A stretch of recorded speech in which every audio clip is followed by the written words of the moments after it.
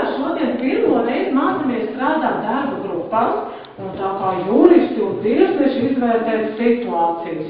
Pēc Dieva plāna mēģināsim. Labi, tad Melisai un Viktorijai pirmais, ja? Ceturtā grupa? Labi, tad mēs dodam vārdu jums, bet labi pēc kādas sarunāt. Nu, tad lasām tad pirmo rīcību un pasaram savu skaidru pārējais klausīties. Lītas sastrīdējās ar māmiņu, bet pēc brīža atvainojās un lūdza piedošanu. Jā. Ceturtais. Kas ceturtais tev būs? Tev nebūs savu tēvu un māti godāt. Tev būs godāt, ja, mazliet. Tātad viņa tātad meitene no sākuma sastrīdējās, bet... Atvainojās. Un tas nozīmē, ka viss ir kārtībā. Kā viņa godā. Jā, paldies. Labi, pārējie seko līdzi, ja? Nu, lūdzu, nākošais. Solvitas vecmāmiņa liek kārtis un zīlē nākotni. Astotais. Un kāds ir tas? Tev nebūs nepatiesība dodot savu tuvāko.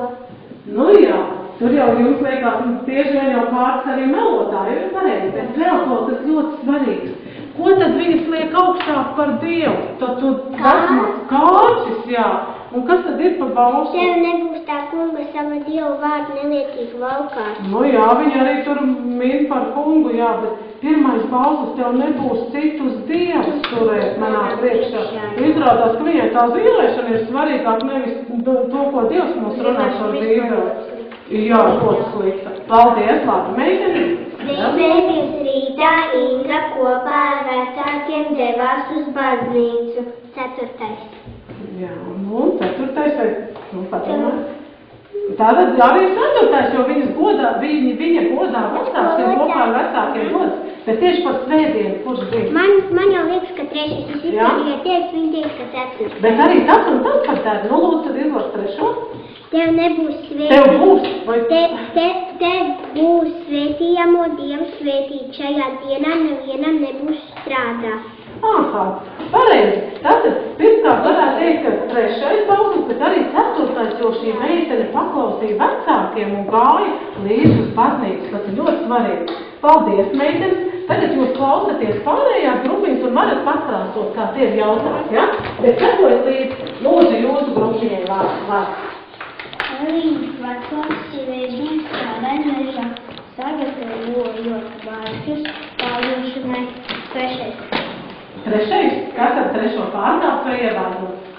Vai viņi darīja kā Dievs teica, ka svētījumā dienā var svētīt un atpūsties? Pārkāpt, jo viņi darīja smagus darbus, vai ne? Jā, paldies. Lūdzu otro. Nepaklausīgu mammu un dodājās ar saikociņiem. Ceturtais un kāds ir ceturtais balsis? Tev būs savu tēvu un māti godāt. Un viņš pārkāpa? Jā. Viņš pārkāpa, jo viņš nepaklausīja. Ja? Un viņš nepaklausīja. Paldies, pareizi. Un trešā rīcība. Atpalda savu draudeni, kurai bija ļoti dārgs mobilais telefons. Kas tad tur varētu būt?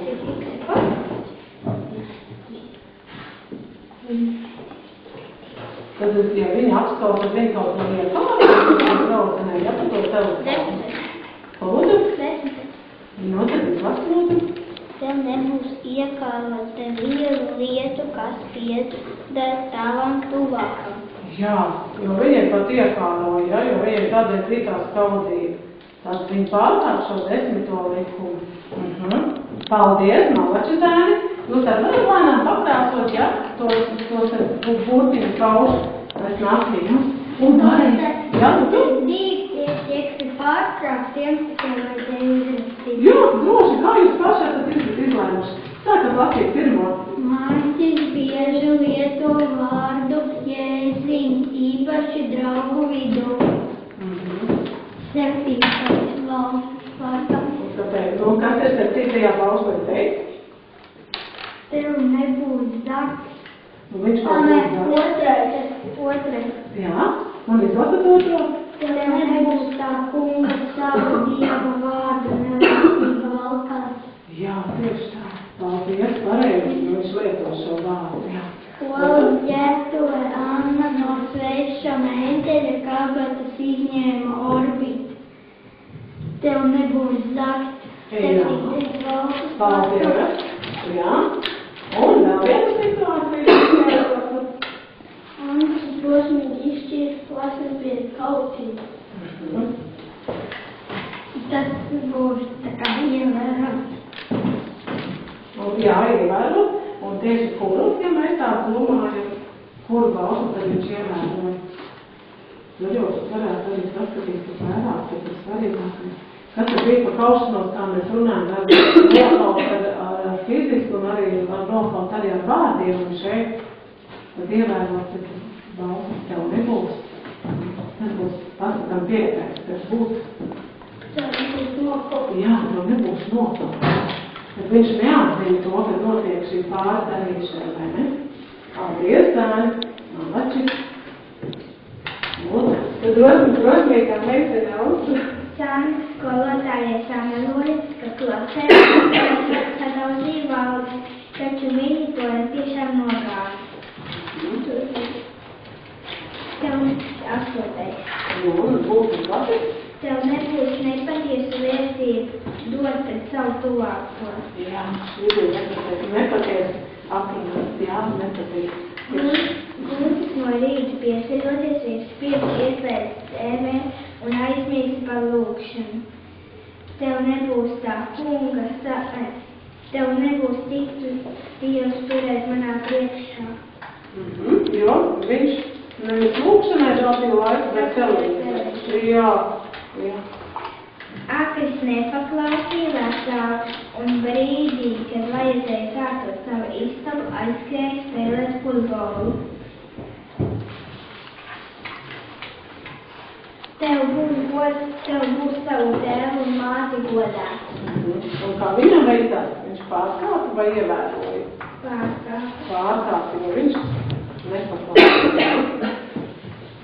Un tiešām bērnu liels prieks, kad mēs tik raiti un ātri paspējām un mācījāmies izsakot šīs situācijas, jo to mēs darījām pirmo reizi. Bet tagad man lietīgi uztaisīsim daudzi un nekrāsosim, ja? Jūs mājās papēsiet, bet tagad pavērsim šai lapas pusītei, pagriežam otru pusīti, balto pusīti. Un šeit es jums katram izdalīšu tādu skaistu bībeles pantu, kur ir apstiprināts, kādēļ tad ir svarīgi šos likumus, ko Dievs mums teica, kādēļ ir svarīgi viņus pildīt. Lūk, pēc kā izskatās, pēc tātad šis, ko es jums izdevu, pēc klaviatūras, izskatās pēc klaviatūras. Jā. Un man ir viņš tā palielinātā formā, es mēģināšu uzlikt uz tāpenes un cerēšu, ka nekritīs. Un mēs mēģināsim jūs ar pirkstiņiem un savējās uzklikšķināsim un izlasīsim šo bībeles pantu. Tā kunga likumi ir pilnīgi un atspirdzina dvēseli. Punkts. Psalmi 19, 8. Lūk. Vai mēs varam arī ātrāk saklikšķināt, kā jūs datorā rakstāt ātri? Mēģinam ātrāk. Tā kunga likumi ir pilnīgi un atspirdzina dvēseli. Punkts. Psalmi 19, 8. Redziet, kā veicās. Mums tāda īpaša klaviatūra. Tātad kunga likumi tie ir domāti 10 paušļi, bet ko tad nozīmē šis vārdiņš atspirdzina dvēseli? Kā to mēs varētu saprast? Atjauno tādu. Atjauno? Jā, atjauno mūsu garu, jā. Vēl kā jūs domājat?